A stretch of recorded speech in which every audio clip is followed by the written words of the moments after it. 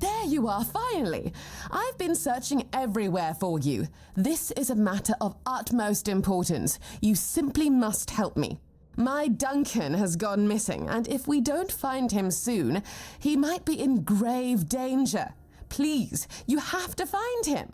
I can't possibly be a widow at my age. Mourning clothes are dreadfully unflattering on me. Oh, let me think. Just 2 days ago, or perhaps 3, I've been terribly occupied with redecorating the mansion and designing an entire new wardrobe for our extended stay in the South. Duncan and I never felt the need to be constantly together. In fact, we both find such behavior utterly gauche. A marriage is merely a contract, after all. No need to romanticize it unnecessarily. Commoners, perhaps. People of my standing cannot afford to indulge in such frivolities. We have entire bloodlines and fortunes to consider. Some of these alliances span as far back as the homelands. Love is something to sing about at court, but marriage is a transaction. My mother instilled that in me when I was just a little girl with pigtails. Very fashionable ones, of course.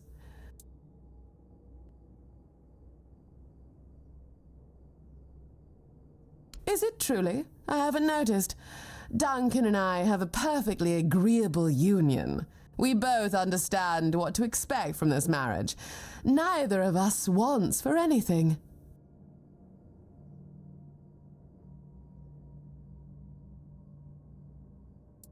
Oh, yes, of course.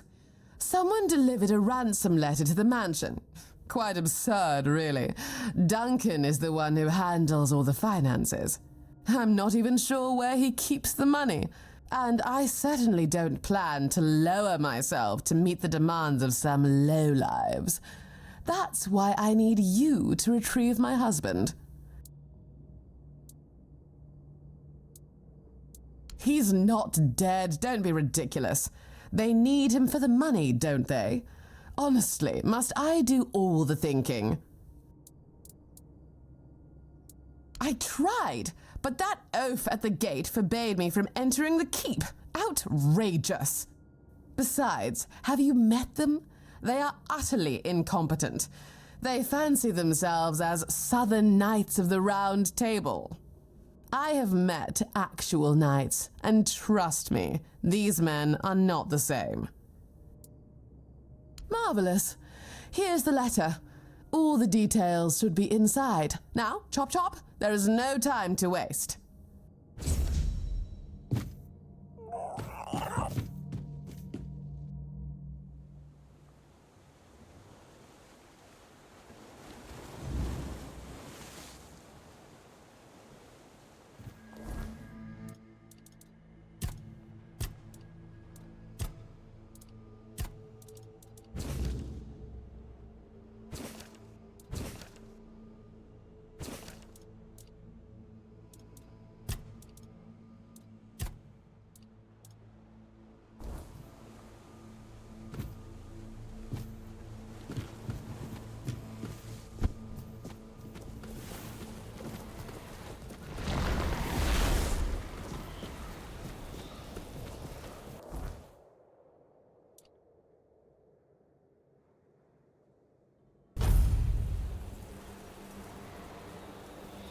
We may be in for a fight!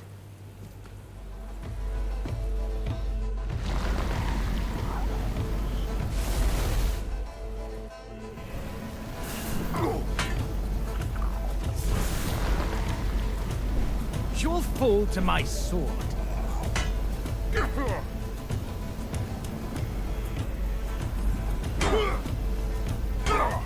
I see fear in your eyes.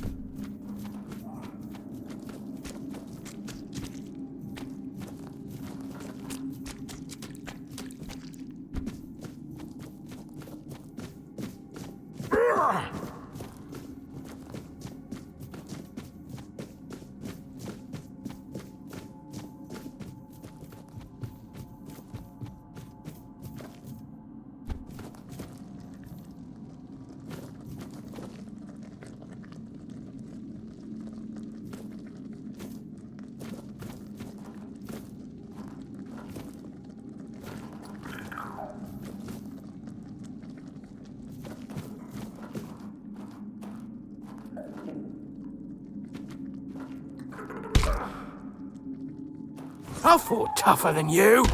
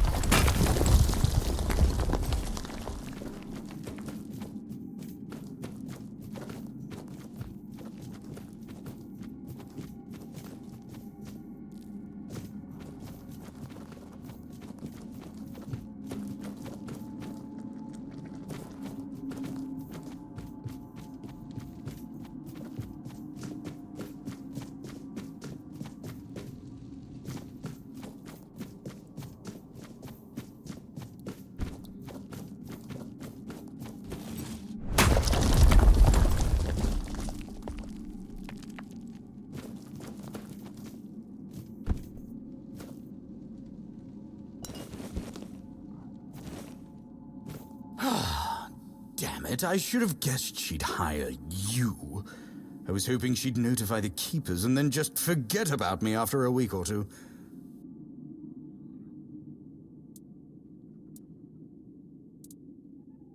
I cut off my finger, just in case someone did come looking. I hoped they'd find it and bring it to Alyssa as proof that I was gone.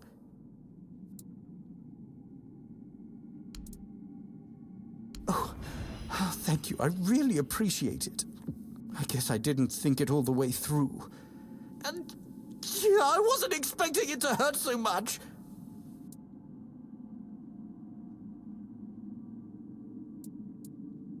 Clearly, I was considering making a deal with one of the local gangs to stage an actual kidnapping, but I thought better of it in the end. They're not exactly a trustworthy bunch.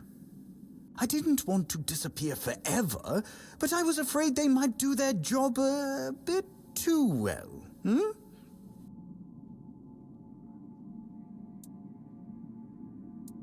Oh, please, you know my wife. She even dragged you into that entire debacle with the mansion. Now she has decided she wants to stay here, to leave Camelot, leave our entire life behind and move to the middle of nowhere. And I bet in 2 months you'll want to move again. Maybe to the Forlorn Swords or somewhere equally absurd. I just can't take it anymore. I'm too old for this. I want a loving wife, a family, some damn stability at last.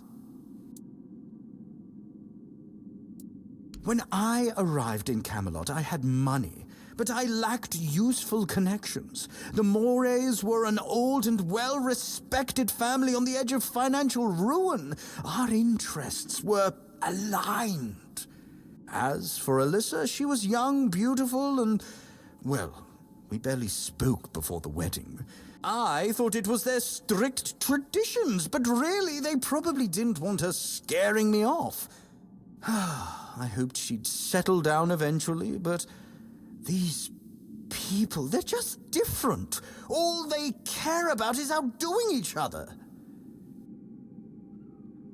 Leaving a woman like Alyssa isn't that simple. Her family would ruin me, and I provided them with the means to do so.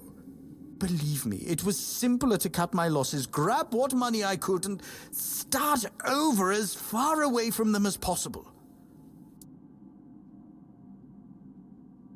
No, she doesn't. She's only interested in having a husband who fulfills her every need. In her eyes, our marriage is perfect. Or at least it's perfect for someone like her. Look, my parents had a loving, harmonious relationship. That's what I wanted for myself.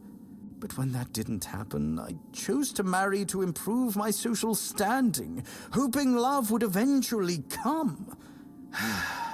It never did. No, I haven't, because I know she's just not the right person for me. I don't love her, and she doesn't love me. And believe it or not, I think she deserves more than that. She just hasn't realized it yet. tell her I'm dead? Say my body was eaten by bears or something. Please, if I go back, we'll just both end up miserable forever.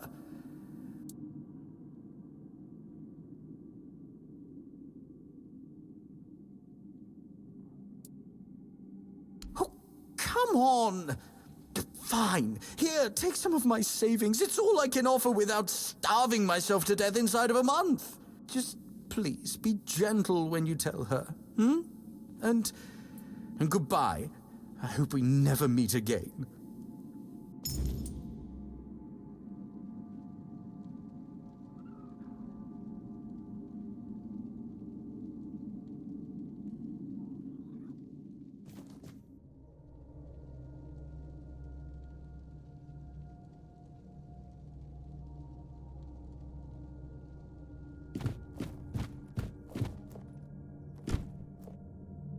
Well, you're back, but I see that you're alone.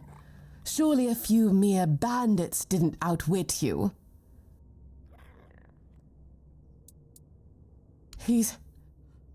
What? But you promised to return with him. And the bandits, didn't they want money? And his body? Surely you didn't just leave him there. Oh, gods. That's dreadful. My poor Duncan. Do you think he assumed I wouldn't send anyone for him and attempted to escape on his own? He could be so foolish. Sometimes I felt as though he had absolutely no faith in me. What am I going to do now? Returning to Camelot will be utterly insufferable.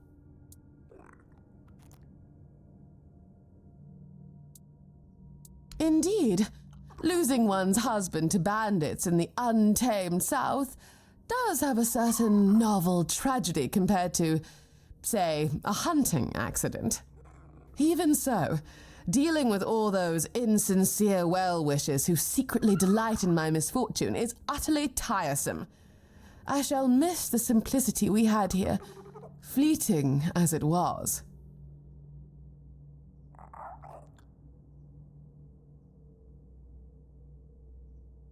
This is a nightmare! Ugh. I should begin packing, and something must be done about this house. Goodness, I don't even know where to begin. Would you like it? I could part with it for 500 gold coins. Does that sound reasonable for a house?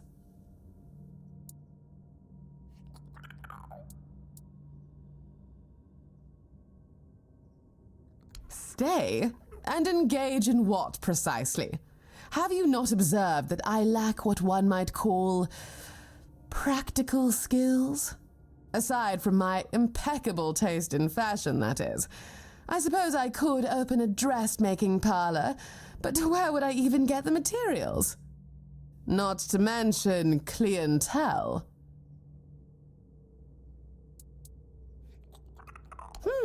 I suppose you're right. And when I manage to sell my first masterpiece, the patrons will undoubtedly seek me out. Oh, aren't you astute? I must confess, your perceptiveness surprises me. Really? That would be absolutely marvelous. Well then, I guess I'll think about your offer. Now, would you be so kind as to excuse me? I must begin organizing Duncan's belongings. Indeed. Thank you ever so much.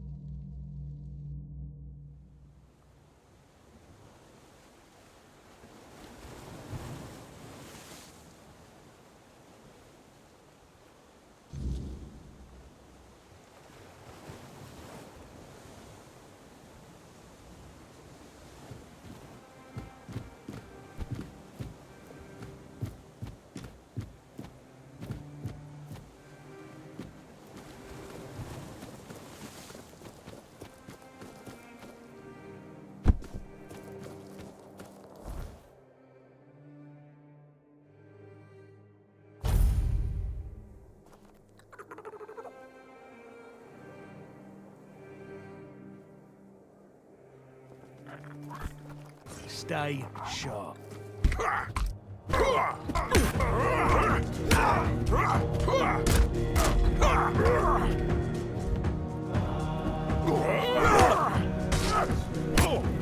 Your wealth is ours.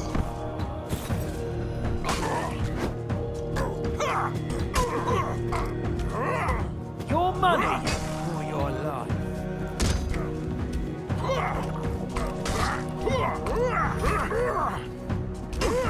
You're only making. Now it's done.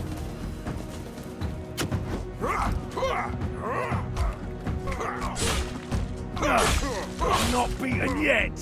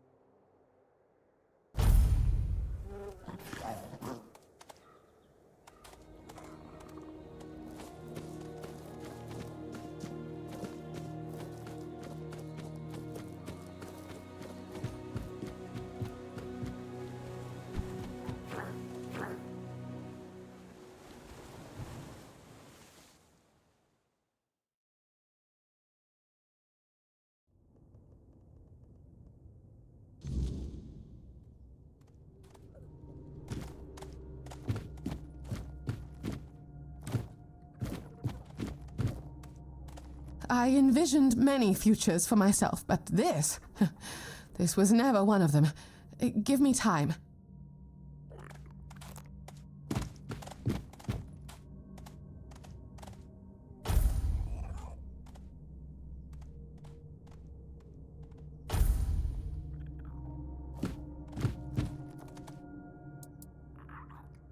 Let me see.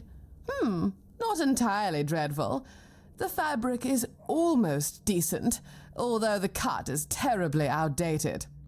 Whoever wore this must have been near destitute, or just stole it off someone else's corpse, I suppose. Regardless, it presents a fascinating challenge. Thank you for this. Here, a token for your troubles. Oh, you. That's terribly kind of you, truly. But I simply cannot accept it. You are, after all, most likely risking your life to get these for me. Or, well, if not your life, then at least your health and personal hygiene, I suppose. So, regardless of your feelings on the matter, I insist on compensating you adequately. But still, thank you.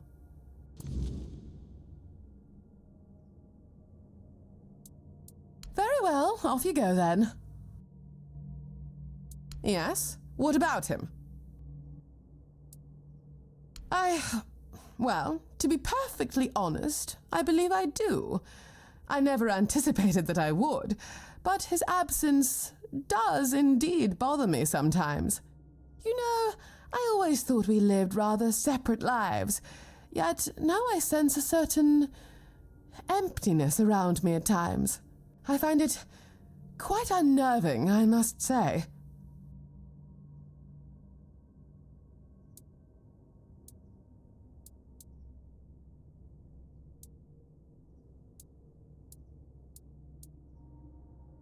Indeed, that might be true.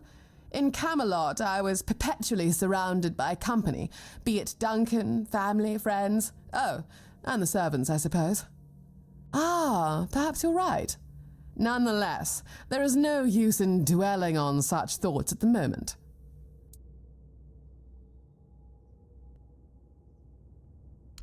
Gods, no. At least, I don't believe so. He was a respectable husband, certainly, but, well, love and marriage are two distinctly separate matters, and only one holds value for a woman in my position.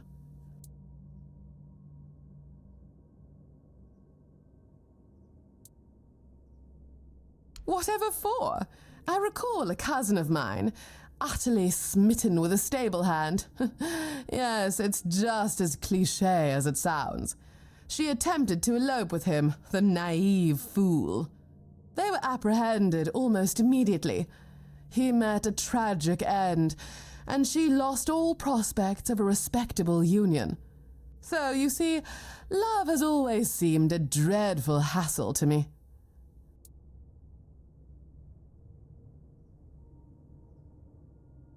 Splendid!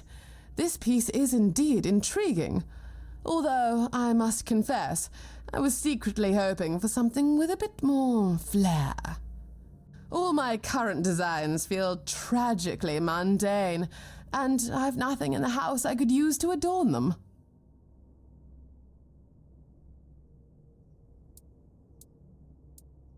Well, I do have some pieces that are quite outdated, but they aren't really what I have in mind. Gold and gems are such obvious choices. I aspire for my designs to captivate, to stand out with more than mere opulence. Well, given that we're in the South, it may sound somewhat trite, but I have developed quite a fondness for marine-inspired motifs. I could start with some seashells, perhaps. Not too many, perhaps 12 or so. I'm not certain yet. I'll need to give it more thought.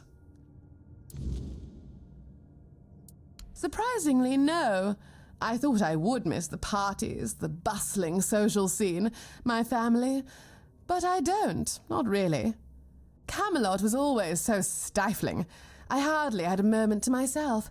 I feared the quiet and isolation here might unnerve me, yet it's been quite the contrary. Moreover, I found our conversations, albeit brief, to be far more sincere than years of superficial chatter with my so-called friends. Oh, well, that's delightful to hear. I would be quite dismayed to think my company was boring you, or worse, that you possessed such lamentable taste as to think so. Oh, trust me, I find plenty of excitement here. The creative kind, of course, since, well, truth be told, I hardly ever leave the house. It's starting to feel rather stifling, but I haven't yet mustered the courage to go outside and explore.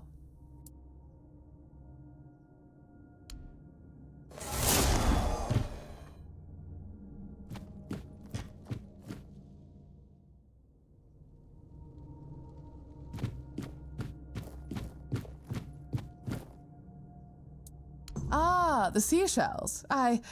Thank you.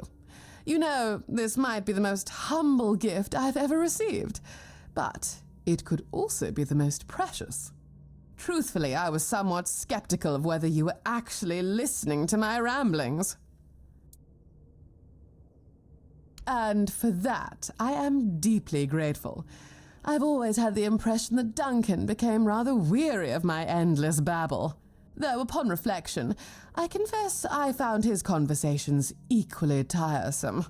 I'm sorry to cut this visit short, but there is something I simply must attend to as soon as possible.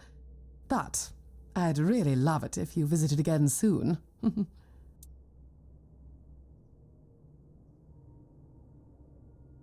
Oh, that sounds delightful. Just make sure it's somewhere picturesque, The South is supposed to be famous for its breathtaking landscapes, but so far, the only thing that's taken my breath away is the smell of fish. Oh, I know. When we came here with Duncan, I noticed a lovely little terrace overlooking the sea.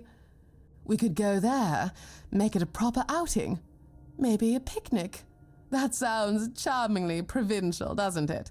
Oh, I can't wait. Please, let me know when you're ready to set out.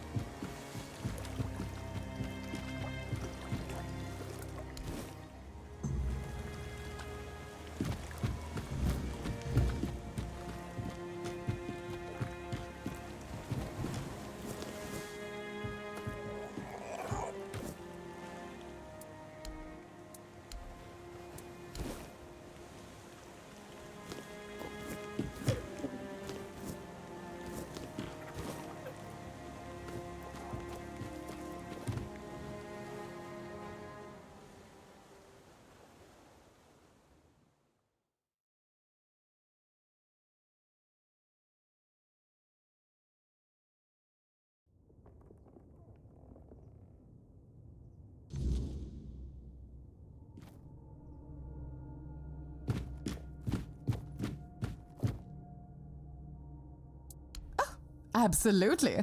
I've longed to leave these four walls. Oh, I'm terribly curious about where you have chosen to take me. Let's depart. I wish to waste no more time in waiting.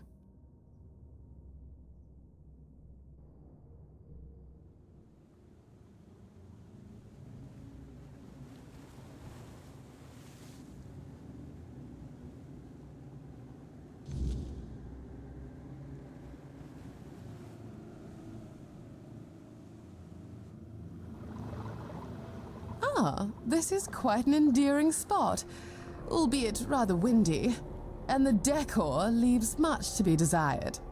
I must confess that ghastly statue had entirely escaped my memory until now. Now, what shall we talk about? You know almost everything there is to know about me, and yet I hardly know anything about your life. Tell me, have you always been a mercenary?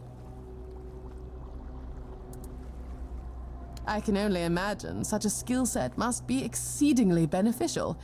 It's well known that any noble house of distinction maintained a gamekeeper. I was immensely thankful for ours. The very idea of taking a life, handling all the blood, the viscera, those lifeless eyes, it quite turns my stomach.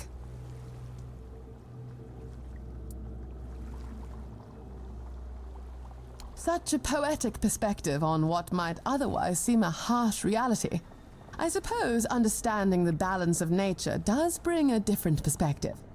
Raised as I was in the capital, the wilderness was more a concept than a reality to me.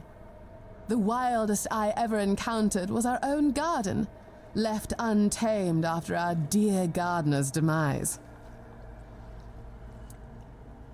Oh, my dear, you cannot fathom the shock. Wild deer frolicking just beyond my windowsills, it's bewildering.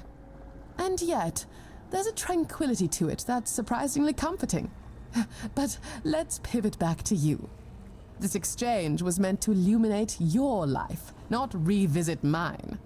But first, shall we toast to serendipitous companionship in the embrace of nature?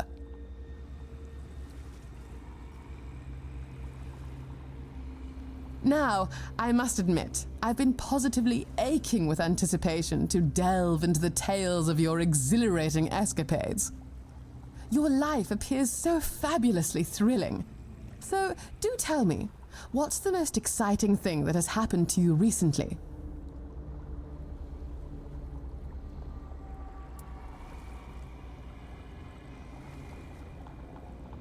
Oh, you flatterer. That's rather obvious, isn't it? No. Tell me about some of your real adventures, if you don't mind. Have you encountered any other captivating individuals?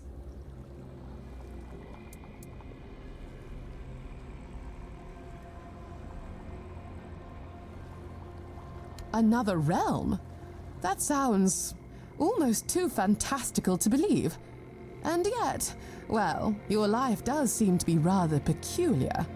So, what did it look like? And the weirdness? It's a marvel you survived it all, let alone without gaining an extra limb.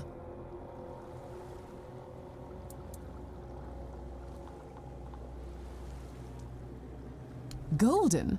I don't think I've ever heard anything about the weirdness that even hints at beauty.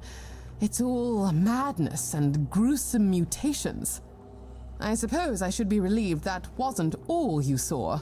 Dear me, we've known each other for quite some time now, and I feel like I've barely scratched the surface. I'd love to hear more about this strange adventure of yours one day. Don't be coy, darling. You should know by now that I rarely do anything for which I have no patience or desire. Besides, the evenings here are indeed rather slow, so the prospect of your delightful company to enliven them is most welcome. Now, I've had a lovely time, but it's getting late, and I'd rather not be caught by nightfall on my way home. I do hope we can do this again sometime.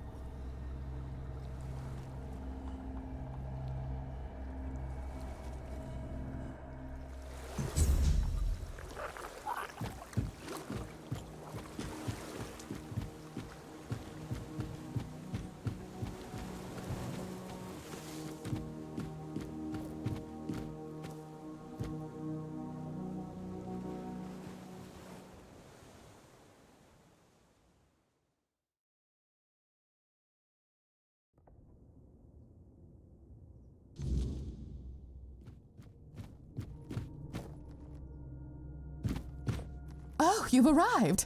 Marvelous. I must confess, I've been eagerly awaiting your next visit. Today, I have crafted something quite special just for you. Here, behold my very first creation, expressly designed just for you.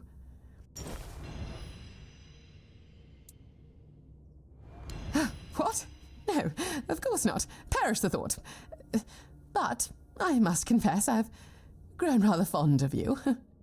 And I am not averse to the idea of exploring a more intimate connection. Well, I used to think living among the unwashed masses in the wilderness was beneath me, yet here we are.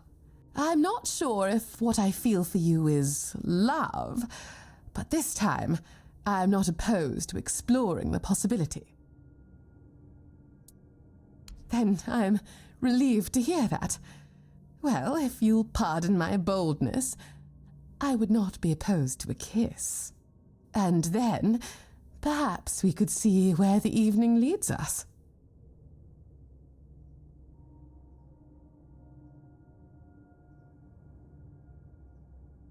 Darling, I must say I've thoroughly enjoyed your company. I do hope you don't have to rush off just yet. Do you, dearest?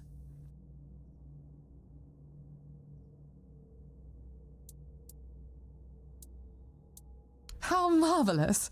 In fact, I've been meaning to suggest something. I've thought about this for a while, and this mansion is rather grand for just one person. I don't know if you already have suitable lodgings, but, well, I'm offering you one now.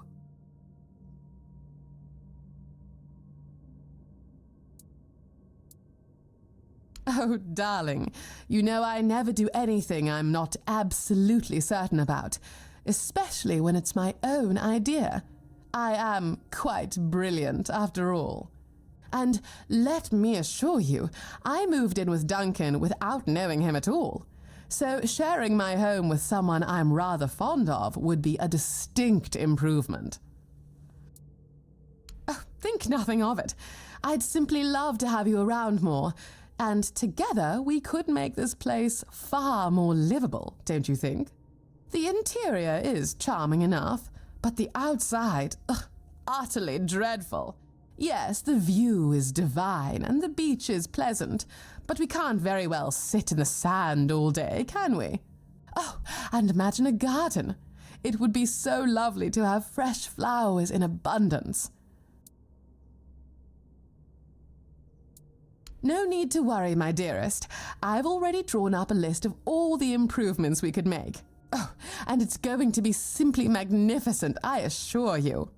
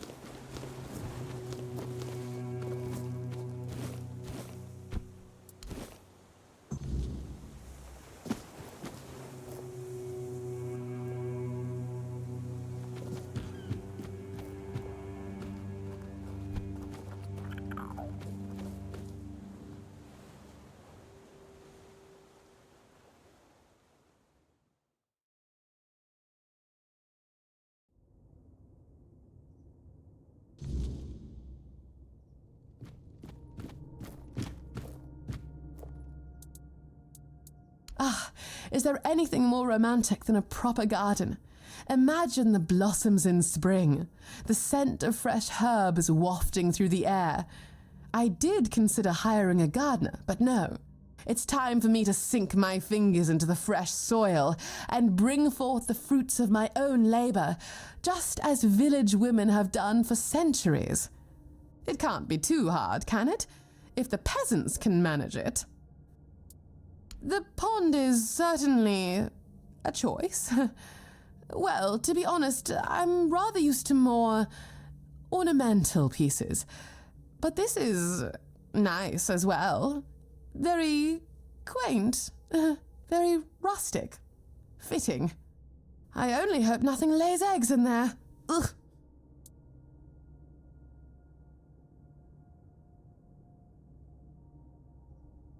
Darling, the workshop is simply magnificent. My sanctuary, a place where inspiration can flourish, unburdened by clutter and inconvenience. Oh, just imagine the gowns, the embroidery, the masterpieces that will emerge from these very walls. I hope you're prepared, dearest, because soon everyone will be clamoring for even the smallest samples of my craft. Darling, I must admit, the work you've done around the house is tremendous. Dare I say you've finally made it feel like home. And while I may have exuded cheer and enthusiasm, deep down I wasn't particularly excited about living in the South at first, you know. I simply wanted something different. But now, I suppose, it's grown on me. I'm glad to be here, and I'm glad to have someone to share it with. Oh, there you are, my dear. I'm always glad to see you. Here, something to remember me by.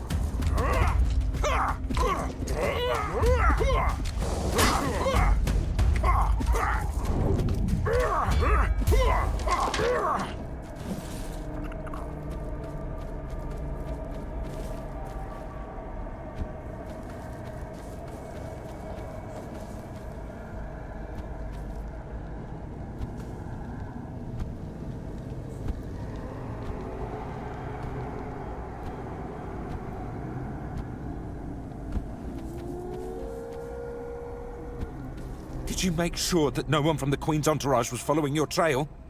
Beware her spokespeople. And if you're acting on her behalf, be gone and perish! The first time I saw her was years ago, when night fell over Brockmiala, and the gatherers had already fallen into a peaceful slumber. Then, the first sign appeared, a harbinger of what was to come. The mist, thicker than ever before. Wilfred was the first to notice it, as he still tended to the beehives. Finally, from the milky shroud suspended between the earth and the sky, an unexpected procession emerged, led by the Queen of Queens. Oh, oh. We were lucky to be wearing our attire.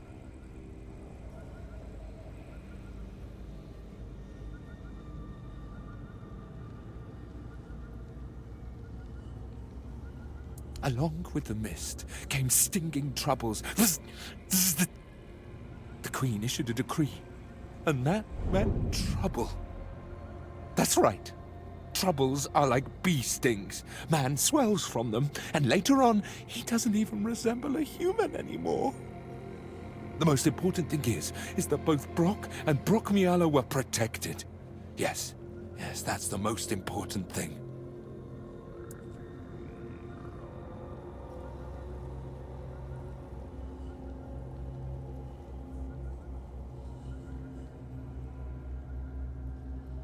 It's the attire of many families from Brockmiala. It protected them, just like it protected me. That's right, but I can't give it to you.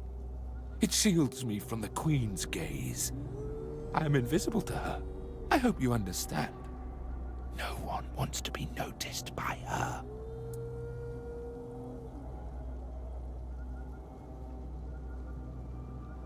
Depends on who's asking. Do you bring trouble, or are you in need? Do you hear the buzzing of the bee swarm? Or are you carrying that noise yourself? No, I can't hear any buzzing from you.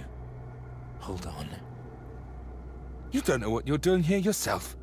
And you are looking for answers, or the right questions. Ah, well, same difference. My name is Brock. If you need something to shield yourself from evil, you've come to the right place.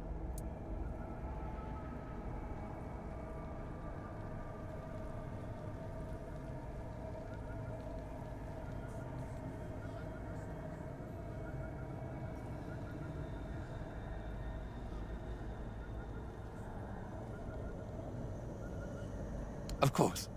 Go ahead. Choose something.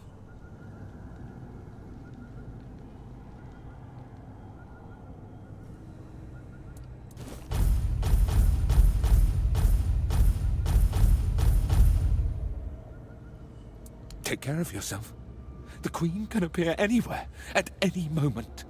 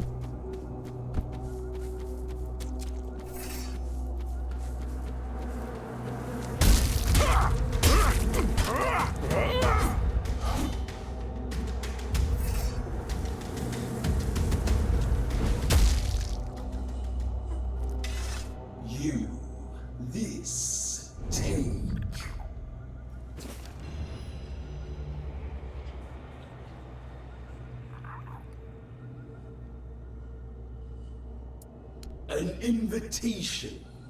The Queen. Her word. The highest law. I am a servant.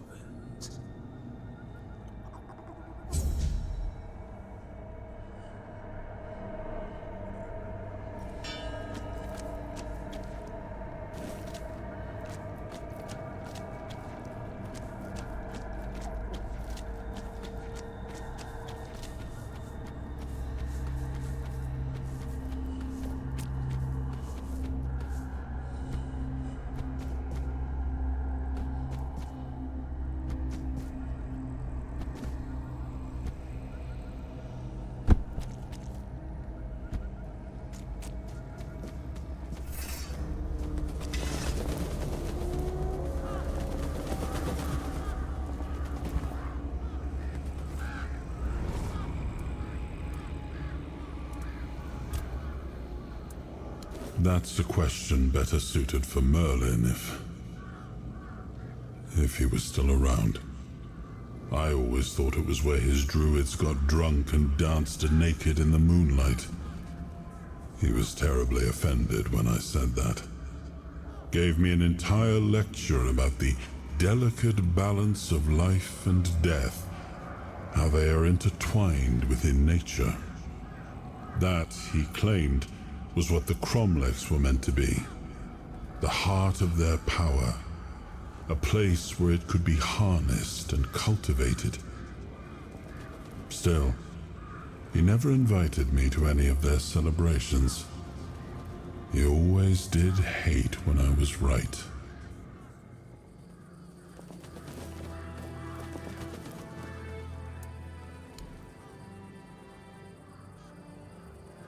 Check it out. They did it. Somebody did it. Impossible. See, someone's here. Damned morons. Nobody could be stupid enough to actually fall for this. And yet... Hey, you there. We can't exactly see you because, we're dead, but we can sense that you're here, so... Congratulations! You've made it to the sacred site of knowledge! Is that what we call it? I can't believe this shit. They actually fell for it. I can't believe it. I know, right? Traveler, the knowledge you seek, the knowledge we druids decided to share with you is that... You can kiss our dead magical asses and get the hell back to wherever you came from.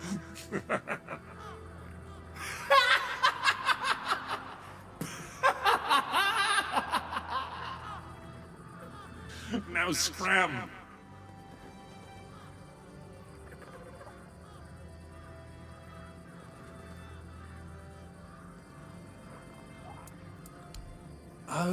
Oh yeah, I forgot. They always need answers, don't they? Right. What did you expect? A monster fight? Some grand artifact to carry you back home?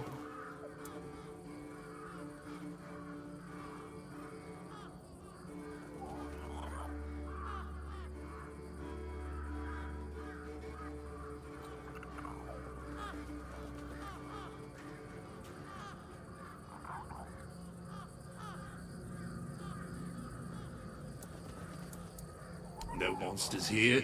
At least none you can fight. Yeah, you people and your treasures. You remembered to take something with you? Not really. Here. Here's your artifact. You must carry it with you at all times or else.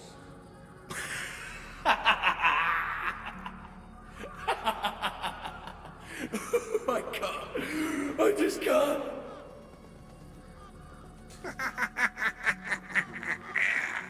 Yeah. Now scrap.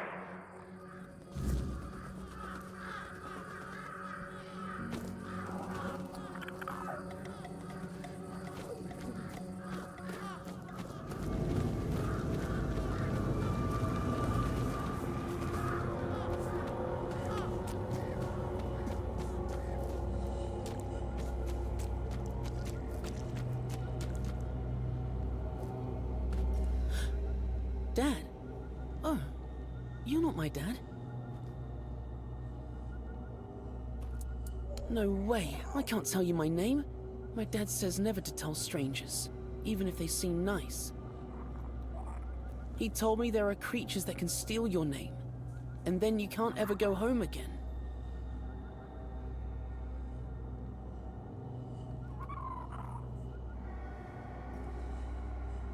I'm not by myself. My friends are close by, and my dad will be here any second. And you? Why are you here all alone? That's sad. You should find some friends. Then you won't be alone. I'm waiting for my dad. He promised he would go fishing with me. Dad is just Dad. He's tall, strong, and has a big beard, though he said he'd have to shave it off for the army. He said it's to keep lice away. It sounded so gross. I hope I never have to join the army.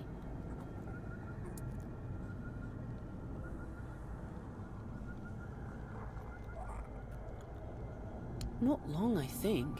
I try not to take my eyes off the water, but I always see the same stars in the reflection. He should be here any minute now. Dad told me to wait right here, so I'm waiting. If he said we can fish here, he must be right. My dad is great at fishing. He once caught a fish as big as his arm, and he made this rod just for me.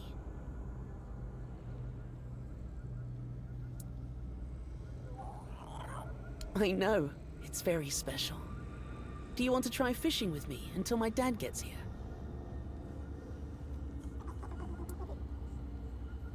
Great.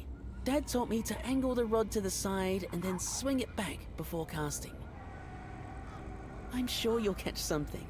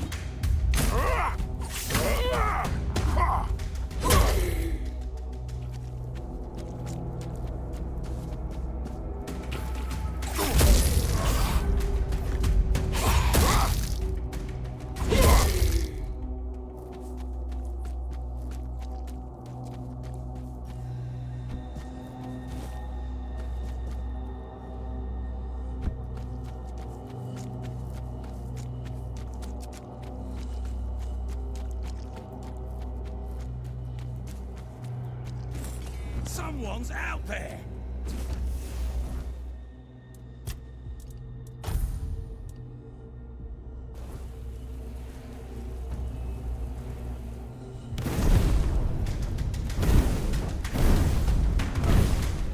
That's all you've got!